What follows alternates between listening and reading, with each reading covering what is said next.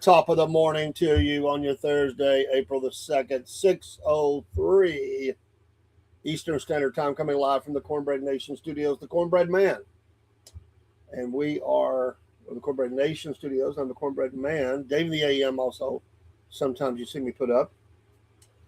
Just some handles that have came to me over the last couple of years or more. And we're happy to be here.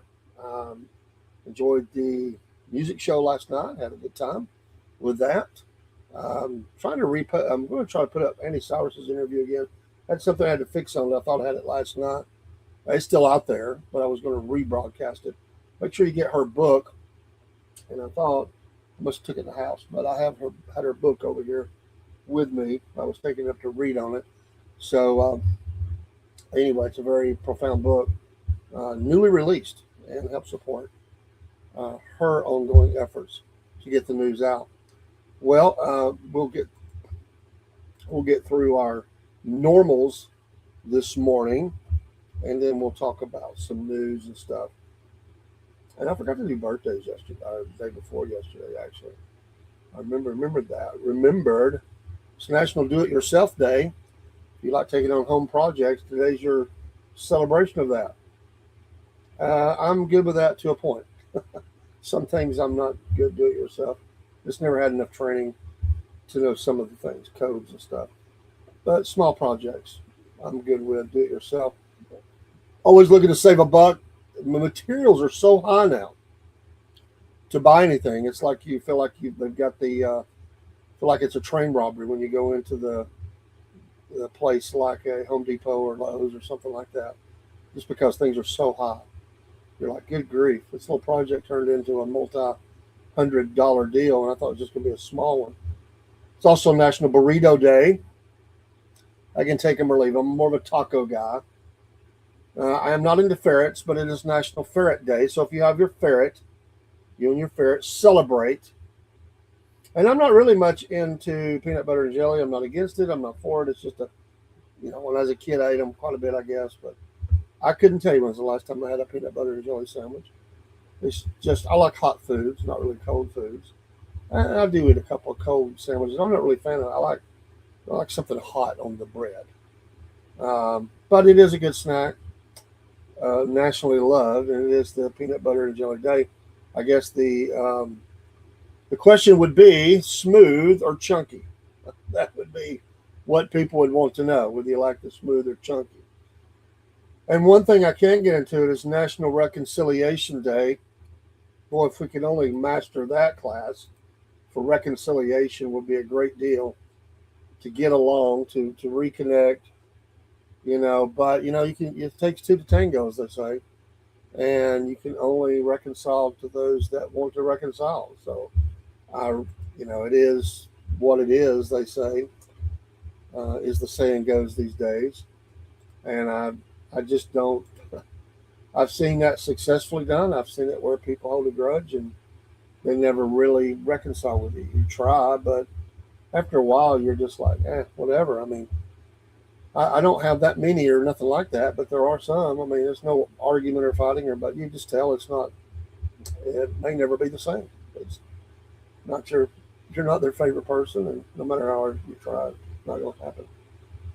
Zach Brown is 29 today, the country singer. Happy birthday to you, sir. Who else today? Marvin Gaye, rest in peace, 1984. What a powerhouse of a singer. Really helped set that Motown sound. One of the great big stars. A horrible tragedy there in the home between as domestic, He had problems. Dad had, it was just a lot of problems. So he died in 84. Birthday today. Rest in peace. Who else do I really jumps out at me? Some of these do not. Austin Riley. He's the third baseman for the Atlanta Braves. 28 today. I do know him. The big home run hitter. Drew Van Aker, 39 today. I've seen him on some things. Who else? Tracy Braxton passed away in 22. Alec Guinness passed away in 2000. Legendary actor. Rest in peace, my friends. His birthday today. Walter Chrysler, I think we all know of the Chrysler brand. He died in 1940. He was born in 1875. It's his birthday today. Ty Consiglio, actor, 23 today. Linda Hunt, 80 today. Happy birthday to you. And that'll about wrap it up. There's probably a couple others, but I think that'll about wrap it up for me. If it's your birthday today, happy birthday to you. And, celebrate. Of course, holidays coming up, especially in the Christian world. Good Friday. Nothing good happened that day, but it is a part of the celebration. Jesus was. I mean, we paid our debt. Nothing. It was a brutal thing. But Easter Sunday coming. Celebration of that. Let's see here. Hold on just a second. I didn't get. Here we go. Get the right thing up. My anniversary is this week. 40 years of marriage. We'll celebrate that. My wife's health has been very difficult. Let's see here. That is not accurate. You just hate it when something's not accurate. I could pulled up a couple days ago. Let's see if we can redo that. I had to redo my computer this morning, so it was a bunch of. I just want to stay old. Let's see if we can update that. There we go. Just held on to 2 days ago. In 1748, the ruins of Pompeii were rediscovered. That's a long time ago. 1826, Samuel Morey received the first U.S. patent for the internal combustion engine, and men have been arguing ever since at their machine, their nickname, because it's not one to work right. He called it a gas or vapor engine. In 1905, saw the adoption of SOS as the International Morse Code, distress signal, by the German government. I used to know all the codes. I practiced them. I was trying to move up in ham radio. I got the lowest level that you could without that. But I was practicing them. I actually got pretty good at it. I probably wouldn't remember any of those today. They're really outdated. Nobody uses them anymore. But they're still used in some cases to get licenses. But honestly, in this day and time of the electronic age, we really do not need them, in my opinion. In 1960, Tiros 1, the first weather satellite, was launched. And forever since, balloons have been flying over the world, especially America, from other countries. Apple Computer was founded by Steve Wozniak and Steve Jobs in 1976 on this day, as we've heard, in their parents' garage. They probably thought, what are them boys doing out there? All right, y'all need to get a job. And then the rest is history. In 2004, Google introduced Gmail. Initially met with skepticism due to its launch on April 1st. A lot of people use Gmail. Very popular. Companies use it. I mean, they have the professional side. It's one of the big ones. 1957, BBC aired a fun April Fool's Day hoax about spaghetti growing trees in Switzerland. Dun, dun, dun. People fall for anything. In the Netherlands, legal reforms occurred on this date, 2001. That included same-sex marriage legalized, and euthanasia in 2002. But, and they have been killing people ever since. They just roll up the mobile van. Not for me. It's horrible. Anyway, 1979, the launch of Nickelodeon, a basic channel targeting children and teenagers in more ways than one. They have had their history. Some people that was associated with the show, many young child stars scarred for life. They tell their story. I wasn't there, but they tell their story. Big Bang Theory was proposed in 1948. And boy, they just fell over that theory. On this date in 2017, Bob Dylan received the Nobel Prize in Literature. Amazing. I'm not a fan. I never have been a fan of Bob Dylan. So anyway, there is that. So we progress on this morning. Hope you got your coffee. Get up, pray up, coffee up. Don't forget, our coffee is always available. Shameless plug. We have a we have kind of retracked some things. We rebranded to our Wolf Nation coffee. I love that. It's the best it's ever been. I have friends who love it. They order it and order quite a bit of it. I'm in the studio right now. I have house blend, breakfast blend, and Bali Blue. They're all good. And we have the whiskey aged blend as whiskey barrel aged, not whiskey aged, whiskey barrel aged as well. They're all good. Different blends, over 40, counting the teas, of different kinds of coffees and teas you can get. The 12 ounces, all of them you can get shipping included, less than $20. You won't find that much off. I've ordered a lot of online coffee. I like it. There's several companies that I like before we got our own. But if I'm going to spend it now, and I still order one or two out there, helping fellow patriots out, and I like the coffee. But 98% of the time I'm ordering my own. So we order some every couple of weeks, 3 weeks. And just keep stocked up here in the studio. And need to order some more of the pods in. You can get that. And yes, there is a decaf version. We didn't put a lot of that in there because it doesn't really move like the other coffee. I don't know that it's ever been ordered, but it is available. But you can get your Earl Grey tea, Captain Picard, at the Wolf Nation, our Shopify store, which sells that. We need to add some more things to the Shopify store. That needs to happen.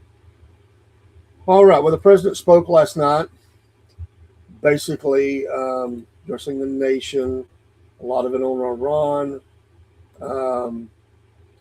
Gist of it, we're getting out soon. We've accomplished the mission, but they're going to hit them like heck over the next 2 or 3 weeks. Iran says they're not standing down for nothing. You want to talk a peace deal for the Strait, whatever, and then he goes on to say we're not going to get any oil through the Strait. So it's kind of all over the place. But his message was basically finish the job, saying as core strategic objectives are nearing completion. They have accomplished a lot. They have accomplished regime change, and there's still missiles fired here and there, although they've been greatly diminished. And those heavy strikes have been heavy here lately. I mean, really heavy. They've been hitting some of those areas where the underground tunnels are. There's lots of them. They've been collapsing them, blowing them up with bunker busting heavy ordnance. Heavy ordnance. But they have knocked out in totality, really, the Navy, and the Air Force. There's nothing really other than speedboats that can come out, which can be deadly, but honestly, you can knock those things out from range, even from the air, from wherever. And they have no Air Force. I mean, it's over. They have damaged the hierarchy, and meaning they are no more for this earth. 3 layers of them, my understanding. So, but that was his message last night to the nation. I was on air when it was on. I kind of caught up with it later. But there again, a lot of it is. I mean, there's a bit, like I said, a lot of mission. Whatever the mission statement was, it's accomplished. There's still some things there, but I don't think who knows? It could flip today, and we could hear about Marines landing. But that's what he said last night. He is he's basically blasting NATO because, and I disagree with him. NATO is weak, and they have been weak, and they haven't really came when we asked them, but they expect us to do a lot for them. I'm not a NATO fan at all, and I just feel like that they've separated themselves over the last couple of years quite a bit from us. But anyway, it's not what I say, what he says. He says, quote, "In these past 4 weeks, our armed forces have delivered swift, decisive, overwhelming victories on the battlefield and slammed previous decades of U.S. policy, saying previous presidents made mistakes, and I am correcting them. The situation has been going on for 47 years and should have been handled long before I arrived in office." He also acknowledged the rising oil prices, which some say may get to $200 a barrel. If you go back into Biden's presidency, around the same time, gas prices were actually higher, around the same weeks within. That's interesting. Inflation was a lot higher. So I don't see people. There's not a great, because the inflation is not bad. I think I paid 350. What did I pay? 361 because they charge you for using your card. It would have been 350. Well, no matter. Let's see, 355, 6 or something. I think charge you 5 cents more where that go. It's crazy, but it's not. There are places it's over 4, or they say the average is 4. I've not paid that. I honestly can't remember the last time I had. It's been years, but it is 361. It's not where I want it, but it's not horrible. I wouldn't say that, or but it does have an effect. Y'all see, he acknowledged those high rising oil prices and volatile financial markets, but insisted these would be temporary. They have fluctuated back some. The futures market, all that has fluctuated up and down through all of this. Went to a real high, a pretty good high, and then came back down, and it bounces back and forth. Polling, meanwhile, shows some Americans feel the U.S. military has gone too far in Iran. Well, you can always find that. I'm not big on polling. Sure, there's going to be some that think that, but if you're going, I said, if you're going to do it right, and they've done quite a bit. Even as more American troops move into the region for a possible ground offensive, he opted not to deliver such an address closer to when the U.S. and Israel first launched attacks, making it more challenging for his latest messaging to break through. Iranian missile fire targeted Dubai in the UAE and Israel just before the speech. I saw a little bit of that. They actually, some of it fell into Gaza. One of the boosters. Saw that smoldering. They're usually over there cheering when they see it fall into Israel proper, and then they didn't have much to say about the overshot. I don't know if anybody got hurt, but the previous ones have. He made at an Easter lunch on Wednesday, he said of Iran, we could just take their oil, but I'm not sure that the people in our country have the patience to do that, which is unfortunate. Yeah, they want to see it end. If we stayed there, I prefer just to take the oil. We could do it so easily. I would prefer that, but people in the country sort of say, just win. You're winning so big, just win. Come home. And I'm okay with that too, because we have a lot of oil between Venezuela and our oil. The media was not permitted to watch the president's remarks at the launch, but the White House uploaded a video of the speech online before taking it down. The White House did not return requests for comments from the AP on the video and why it was taken down. In a social media post earlier Wednesday, he maintained a tough tone, demanding that Iran stop blocking the Strait of Hormuz, the waterway vital to global oil supplies, or the U.S. would bomb the Islamic Republic, quote, back to the Stone Ages, end quote. Not really possible because you don't want to hurt the people, but you could. Stone Ages, as in continuing to hit infrastructure, you could, but that would hurt the people. You can go too far if you do that. The president also said the U.S. will not have anything to do with ensuring the security of ships passing through Hormuz, an apparent backtrack from previous threat to attack Iran's power grid if it didn't open the strait by April 6th. In that same lunch, I said lunch, I meant lunch, the president reiterated some of his complaints about NATO allies for the reluctance to get involved in securing the strait. This is where he got on NATO,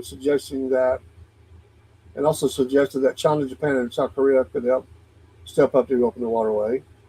Let South Korea, we only have 45,000 soldiers in harm's way over there, right next to a nuclear force. Let South Korea do it. I have mentioned this many times. We do not. Why? It would be my question. Why do we keep that many troops over there? It's not our job to maintain peace between those two. We did a duty for a while. Yes, we lost a lot of men, but that's a hot spot. We really don't need to be there. I'm forgetting how he's talking about removing soldiers from Germany. We need to have some strategic bases, but these massive bases in some areas, let them deal with their own deal. Bring them home, or move them to other strategic bases around that we have agreements with that want them there. So some of these places aren't even there. The soldiers are treated horribly by the locals. He said, let Japan do it. They get 90% of the oil from the strait. Let China do it. He also wrote on his social media Truth, Iran's new regime president wanted a ceasefire. I wasn't It wasn't clear to whom the U.S. president was referring, since Iran still has the same president. The foreign minister of Iran called Trump's claim false and baseless, according to report on Iranian state television. All this chatter back and forth really doesn't mean anything. It's just rattling the sabers. Speaking to Al Jazeera, Iranian Foreign Minister Abbas Araghchi signaled Tehran's willingness to keep fighting. You cannot speak to the people of Iran in the language of threats and deadlines. We do not set any deadline for defending ourselves. Anyway, a lot of people are making comments and stuff. And again, there are troops still on the way there. So there's a lot of questions to be answered over the next 2 or 3 weeks. Will the island be attacked? Will there be ground troops? Will they get a hold of the uranium? Can they continue to bring down the missile strikes? It has slowed. It has slowed a great deal. They have done mass damage. A lot of those have been blown up underground. Not to say they don't have some, but it has slowed down. They themselves, no matter how many thousands they had, cannot keep up the pace. Their launchers are destroyed. They can rebuild, but as of right now, it's still easy. They still have drones. They can make the drones quicker than the missiles, I would say. But the drones have been, they're deadly. Would you see the hit that Ukraine did on Russia? Boy. But every once in a while, they get a lucky shot. They really do, into Russia proper, and they hit one. They've been hitting energy,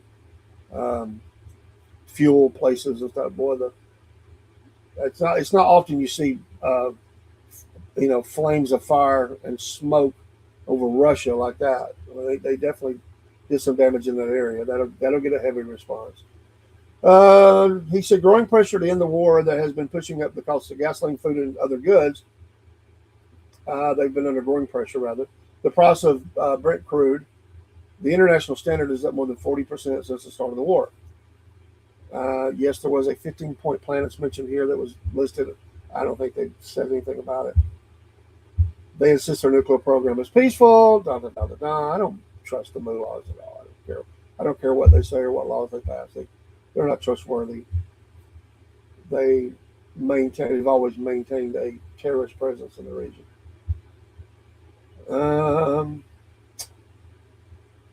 Steve Witkoff, the U.S. Mideast envoy, insisted there were no direct negotiations, said Iran has no faith that talks with the U.S. could yield any results, saying the trust level is at zero. Well, that's war. He warned any U.S. attempt to launch ground missiles. That was the interview with Al Jazeera, but he had received messages from Witkoff. He said he warned any U.S. attempt to launch a ground offensive, saying, "We are waiting for them." In a deal ostensibly to give diplomacy a chance, U.S. officials have given clear assurances that the foreign minister, or the parliamentary speaker, and the foreign minister will not be targeted. So it is a mystery who really. They're not going to be, after all the killings. There's not going to be many people stepping up to say, "Hey, I'm the leader." So they'll be themselves probably buried deep underground, communicating, moving around, and probably not even publicly say who is in charge, because even if the U.S. doesn't do it, Israel might.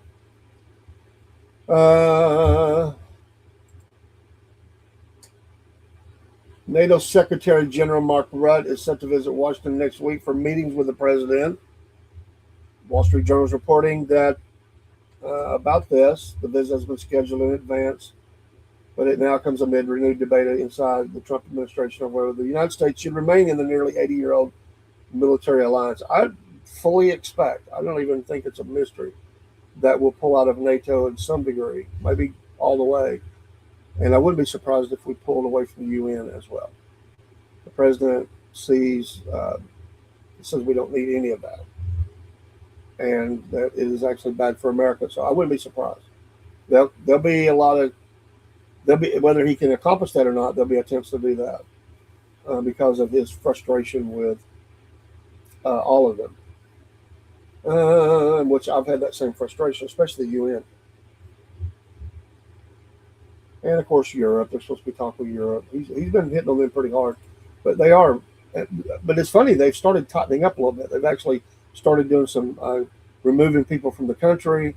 They're actually starting to, some of them are actually starting to get some things done. So there is an effect of change going on.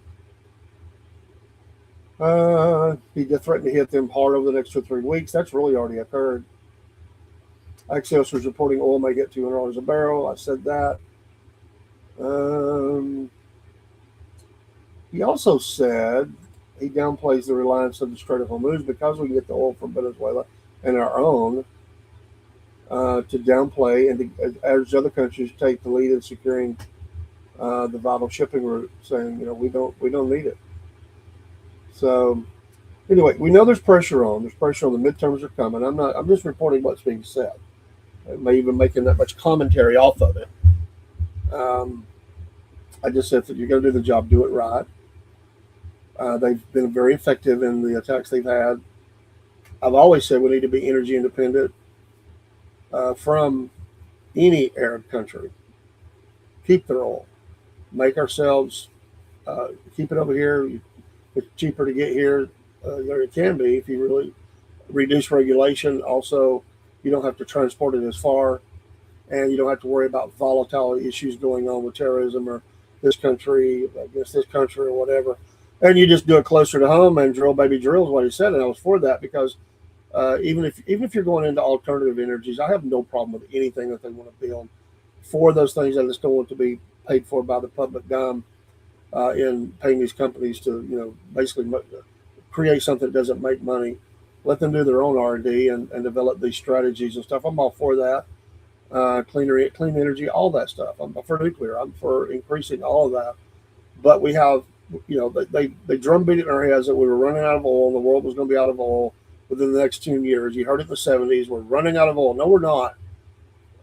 Tap into that oil, get it, and use it, and tell them to go, kick sand. We don't need you. Stop all this. If you, and that reducing of demand there will affect their economies. Maybe they'll diversify a little bit too. It's always been a pain point. Let's reduce the pain point. That's what I've said. So I'm for that. If we can get it from our side of the hemisphere, do it. Not only terrorism, not only things like war going on, bad weather. There's all kinds of things that can affect these. Tankers have went down before, sprung leaks, all that stuff. Let the world deal with that with the world. Our flagships, tankers and all should be coming from closer to home or getting it from home. So Israel's been hitting Beirut. Some. His top Hezbollah commander was killed. He is now out of the way. Let's see. I thought it was interesting that the president attended the hearing about birthright policy. There, of course, you don't see inside the court, but that is going on. This is a tremendous case. This birthright policy. This is have a major effect of what happens here, and of course he blasted the policy. It could ripple. It could really destroy citizenship in the present form of the way it is. If they grant this, or it could break down that in a great way because they could be used in other ways. There's powers of attorneys that's being granted to people here. Others that's leaving, they can use those powers to get those back. So when we take them out of the country, sort of come back through proper channels and maybe have a loophole of that. There's a lot of that going on. We're looking at a little deeper this week. Of course, they're looking at the Supreme Court, that is, SCOTUS, looking at the constitutionality of his executive order. The president made a lot of posts about this. He said this, but one of the quotes, birthright citizenship has to do with babies of slaves, not Chinese billionaires, which is true. If you go back, it was, you go all the way back to slavery and, what had happened there, the horrible actions of slavery and giving these people citizenship. But it has been stretched and used. And of course, the Constitution has been under pressure over the decades, for sure, because of, and some of it we don't even follow. Some of the Constitution is not even followed. They've blown it up. Proper representation is not according to the Constitution. Some of the amendments, they've really stretched some of that. I'd be interested to see. This is one to watch. It's a big one. Um, it was, according to President Trump, was ratified after the Civil War, was narrowly focused on granting citizenship to the children of former slaves, not extending automatic citizenship to anyone born on U.S. soil, regardless of their parents' legal status. Critics, including immigration activists and civil liberties groups, argue that the Constitution clearly guarantees birthright citizenship and have challenged Trump's order in multiple courts. The U.S. is one of more than 30 countries that offers birthright citizenship. There's a lot that do not. You don't get that. So far, lower courts have blocked the policy from taking effect. So now we're at the big court. We'll see. Trying to see. They don't give a time frame on when they'll make a ruling, but I don't think they'll sit on this one very long because of the attention on it, and it's such a big and powerful one, and it affects so many people. I think they will make a decision on this pretty quick. This is a big one. It's going to have a lot to do going forward in some of his policies and future presidents. This is one of those big ones to watch. It's like the debate over abortion or who could be married. All those things. This is a big one. It's really big, maybe even the biggest of all that we've ever had because it does affect so many millions of people. And what does that mean? And who can stay, who goes. I was on another podcast last night. I got invited up and hung out for a little bit after my show. And we were talking about this a little bit. And I was telling them, when I was in Charleston, South Carolina, I toured an old Navy vessel. It's been docked and they use it for tourism. I think it was actually one of the old carriers. I can't remember now because I went in a sub, I went on a Coast Guard ship, and I think it was a carrier. But anyway, I'm pretty sure it was a carrier. We went down in part of the tour. You go down to the infirmary hospital area, and the guy doing the tour said that one of its duties at one time was support operations off the coast of Vietnam during that war, and that there were refugees trying to get away from Vietnam, and they plucked some of them out of the ocean because they were drowning. So they brought this lady on. She was pregnant, and she gave birth on the ship. And that's one of the things they said, as that law has been followed, as soon as that child was born, because that's U.S. soil, whether it's on the ocean or wherever, could have been an embassy, whatever, it was a United States citizen. So my understanding is I think they just took them with them because she can be brought along to care for the child, gives her a gateway in and all that. So they talked about that during that tour. I'd forgotten about that until all this came up. It's been so many years ago that I was on that ship, but it was interesting, a part of the ship's history. But that just gives you an idea. They talk about a lot about people coming to America and having children here, but it happens everywhere. Canada goes through the same thing. I know at one time there was a lot of talk up there because they were getting people from all over the world flying in and doing this. It was time to make it happen. There's a window of when you can come in and when you have to leave, and they would time it as close as they could, and then get here. And I guess I don't know if they would be allowed to induce labor. I'm not sure, but I know, and I read an article. It has to have been at least 2 or 3 years ago that talked about this and the damage it was doing to Canada. But we see the same thing. So, but then again, the whole Elian Gonzalez story, where you bring the mother died trying to get the child to America. He's picked up, he's rescued, and that huge argument with Janet Reno, the legal battle, the Clintons, about sending the child back to his Communist Party dad. That's what she was fleeing, was communism and him. And what an ugly case. And of course, we remember them going in, the federal government going in with guns drawn, grabbing that child, honestly, and then getting him back to there. I know there's been some updates to his. He's grown by now. That's probably 40 years old or more, probably in his 40s. I don't know what's going on with him. I don't know if he ever joined the military or not. I don't know if the dad's still living. That was a long time ago. But I remember me and my pastor, I love him, but we had a disagreement about this because at that time he was basically fully supportive of what the government was doing about anything. But, well, that's the government. They have the right. and we disagreed. And around the same time, it was, oh man, did we have some discussions offline? We love each other. And uh, I, I, the Waco was going on around that same time. Within that, I mean, it was at oh my gosh, oh man, 82. What was that? 82. Anyway, not 82. That was like at 92. Anyway, or whatever. 80. I can't remember now. But you had Ruby Ridge and you had Waco. You had the LA Gonzalez story. I mean, it's like one right after another of stuff, and we would have these discussions, and there would be disagreements, but not anger or nothing like that. We would just agree to disagree. I just said, listen, I think in some cases there was a lot of overreach and things that were horrible that was going on, not discounting things that others may have done. But anyway, it was an interesting time frame for us. you know, if you did a poll in your churches, you would find that there's a lot of similarities and a lot of people on the same line, but there's a lot of people have opinions on some of the stuff, and they're not going to 100% agree because they're individuals. They think they believe the way they believe from their own beliefs or studies or what they've read, and you're not going to be 100%. They may be believing in the same Savior, but they're not believing all the same things. And I think this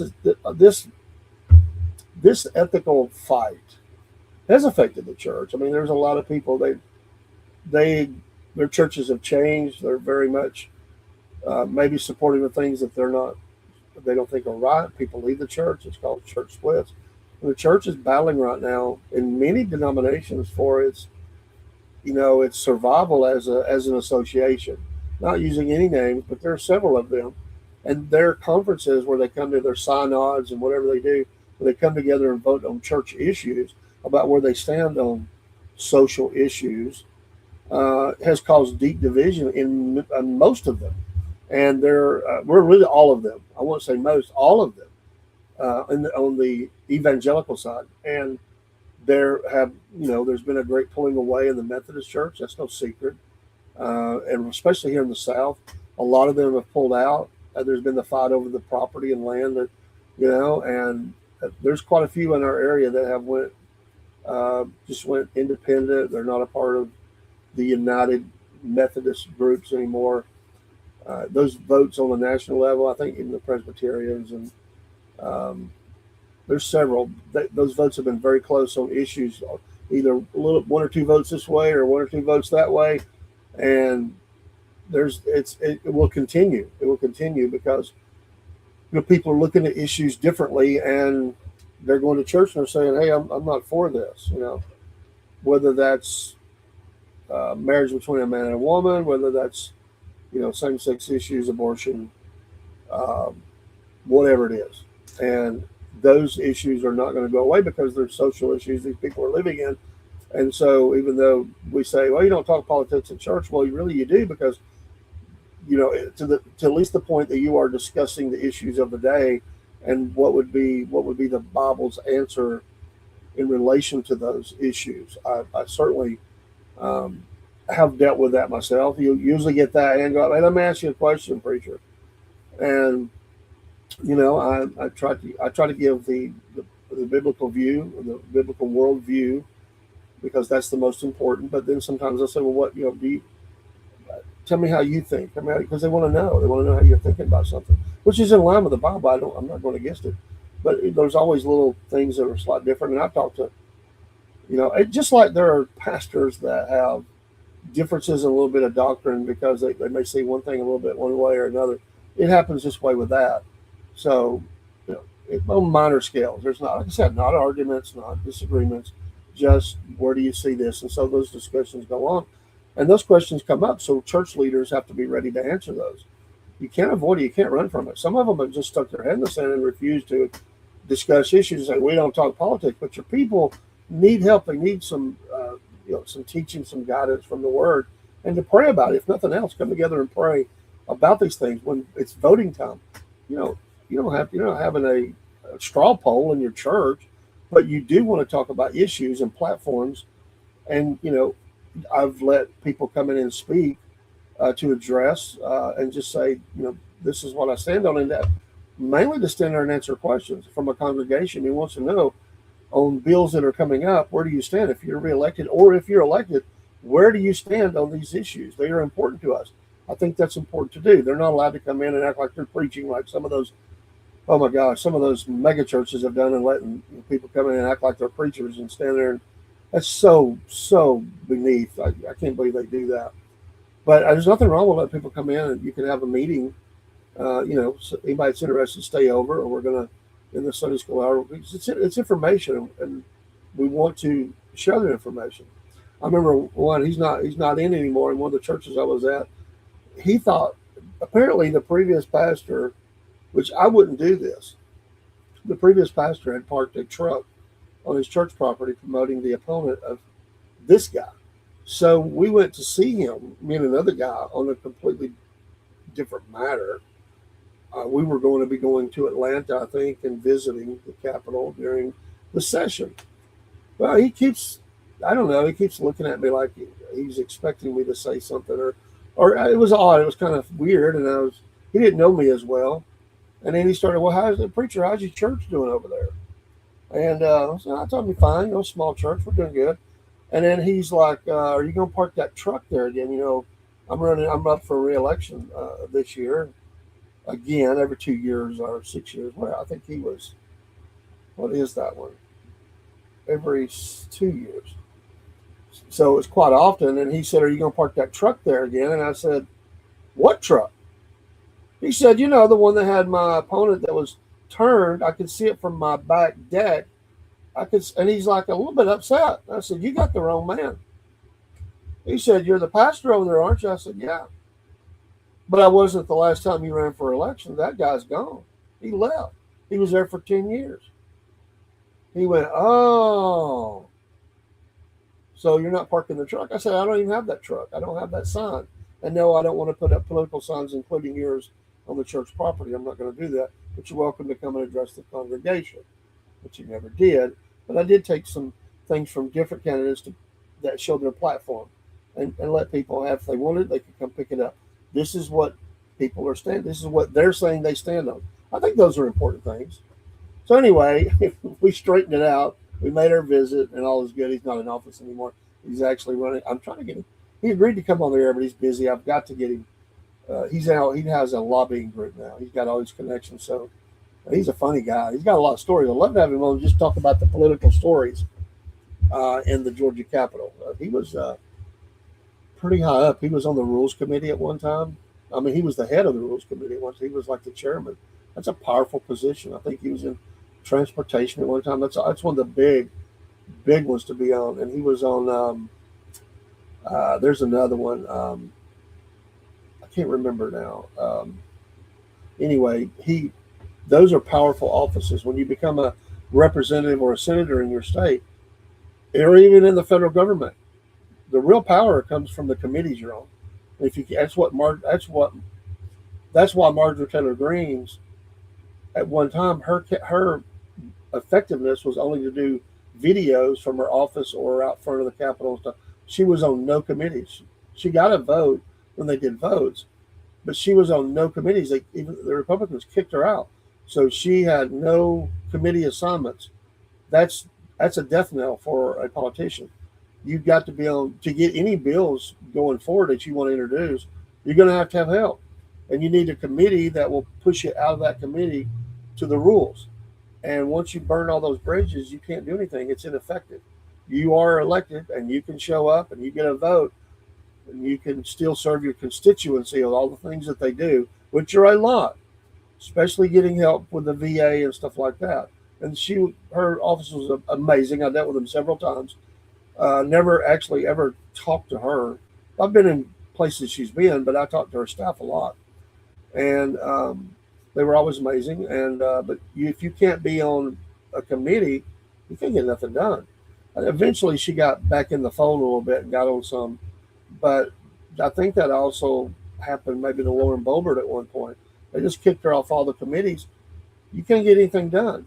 And when you're a freshman senator or representative, you need a lot of help because you need to win kind of early on. So some of the older ones, the ones that's been there a while, they'll sort of take you under their wing and mentor you and help you get a bill. Because until you get something, and that's the thing, and it's kind of backwards if you think about it, because we have so many laws on the books, and that a bill becomes a law, and I but to sort of legitimize your being elected, you need to say, I got this pushed through. It becomes your campaign speech for your reelection. So if you burn bridges going in, badmouth everybody up at the Capitol, nobody's going to help you. So you gotta have some friends, and you get on committee, and they say, hey, maybe you're fighting. I don't know. Uh, at one time, and I knew a guy this happened to. He got elected, and we needed to strengthen up some of the prescription laws or something in the area, and he helped him get this other guy helped him get that pushed through and got him a win right off the bat. Within a few months of being in office, pretty quick. You could have done that without help. You got to have help from somebody. It's just the way it is. I've been in the rules committee meeting room once. I went there once, and they call that it's like a film room where all the film ends up on the floor, and these people will step up, and you already know they're going to kill this bill, and they'll read the gist of the bill, and then they will take a quick vote, and they'll just vote it down, and it happens really fast. He liked to keep things going, so they would be pushing forward the ones they wanted to push forward, the other ones, and then some were rewritten and they were being presented a second time, and that room was packed. But I've watched person after person get up, read their bill, booms on the floor, just gone. And then there were a couple, three that went through. Then it goes to the floor vote, and of course it has to go to both sides. It's a lot to get a bill pushed through to a law. You can't do that by yourself. So anyway, it's an important deal. These discussions are important, and Christians vote, and they need to be up on the issues, or everybody does. But I was just thinking, as a person of faith, you definitely want to have people that are, understanding of what the issues are as you vote on them, or as you consider what's going on. So it's important. Any other news? Oh yeah, they had the blast off to the moon. I wonder if people doubt they did it, or I don't know. Artemis 2, astronauts bound for moon.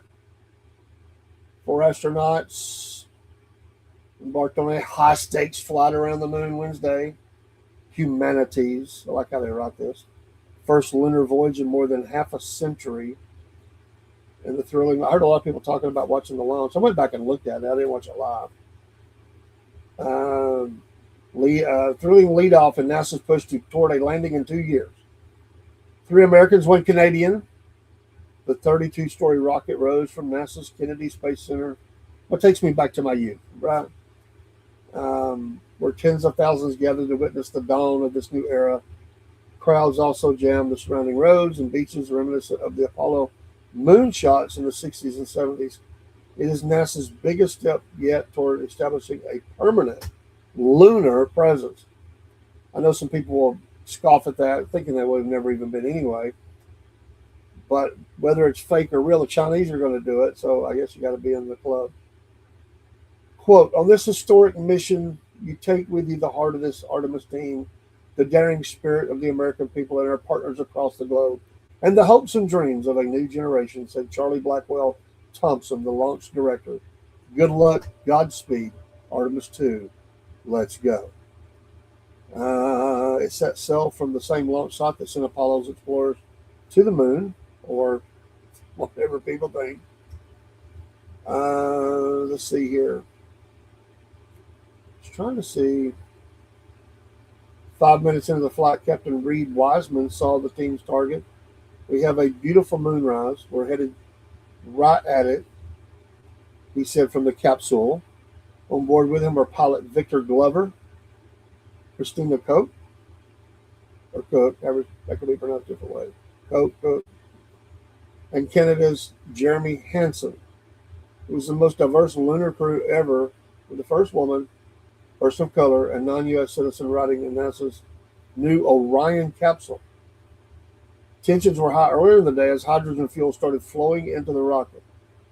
Dangerous hydrogen leaks erupted during a countdown test earlier this year, forcing a lengthy flight delay. NASA's relief, no significant hydrogen leaks occurred. The launch team loaded more than 700,000 gallons of fuel into the 32-story launch system rocket on the pad. I couldn't imagine sitting in that seat. They did run into one problem. It was with they were having not commands not getting through to the rocket's flight termination system, which is needed to send a self-destruct signal in case the rocket veers off course and threatens populated areas. The issue was quickly resolved. It also had to troubleshoot one of the batteries in the capsule's launch abort system. Launch controllers scrambled to understand why the battery's temperature was out of limit. Ultimately, it didn't prevent the launch from taking place. The astronauts will stick close to home for the first 25 hours of their 10-day test flight, checking out the capsule in orbit around the Earth before firing the main engine that will propel them to the moon. They won't pause for a stopover or orbit the moon like Apollo 8's first lunar visitors did so famously on Christmas Eve, 1968, reading from Genesis, but they stand to become the most distant humans ever with their capsule zooms past the moon and continues another 4,000 miles beyond before making a U-turn and tearing straight home to a splashdown in the Pacific, not specific. They will do some practice steering up there, road course. As they assume manual control, they will, as the rockets detach, they will venture within 33 feet. NASA wants to know how Orion handles in case the self-flying feature fails and the pilots need to take control. 4 days later, during the lunar flyby, the moon will appear to be the size of a basketball held at arm's length. The astronauts will take turns peering through Orion's windows with cameras. If the lighting is right, they should see features never before viewed through human eyes. They'll also catch snippets of a total solar eclipse, donning eclipse glasses as the moon briefly blocks the sun from their perspective and the corona is revealed. Interesting. We'll see. There'll be a surge in launches over the next several years, leading to a sustainable moon base. Or I wonder if that would be called the moon base. What would the name of that base be called? For astronauts assisted by robotic rovers and drones, hinge on Artemis 2 going well. It's been more than 3 years since Artemis 1 soared into orbit. So anyway, lots there. People get excited about this. There's a lot of the explorer, mentality of going out under the ocean, into space, and it really does elicit a lot of people grab hold of this. And I've talked to people. They said as a kid they had the telescopes. They look up in the heavens and they would identify all the different stars they could see and planets. And it kind of takes you back to being that little kid. As you peered up into the heavens and you wondered about all of it. And we still do that. We always look up. It's beautiful at night when the lighting is right, the weather is right. It's very beautiful to watch a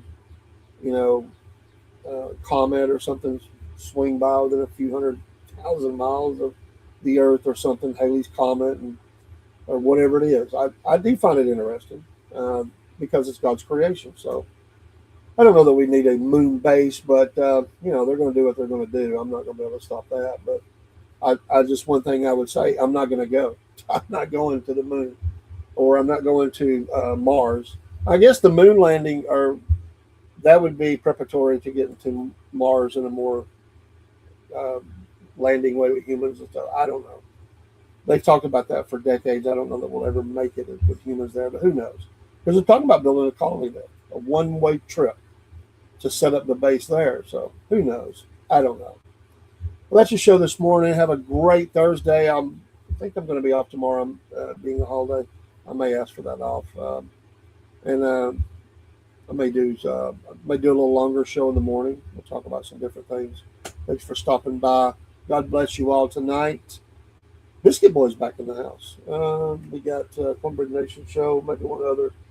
We'll see. Catch up with him today. We always talk, but shout out to Terry Calhoun, Toccoa, Georgia, the Grinch truck, for putting the podcast name on his truck. That was a blessing. He didn't have to do that. And among all the people he listed on his truck, he put us. And shout out to him. He's a good friend of ours now, and I just love everything he does, and I love his posts. I just like not just his racing. I love his posts. He's catching fish or different things he does, proclaiming his Savior. Great guy, Terry Calhoun. Shout out to you, brother. I don't know if he ever gets to watch, but we talk through Messenger daily. I think just about, and he'll send me pictures of things that he's doing and old pictures of cars he had. And I appreciate that. We try to show as much of that as we can too. But let's get to the music and get out of here. Go help the wife before I head to work, and we'll see you soon. Take care. Salute.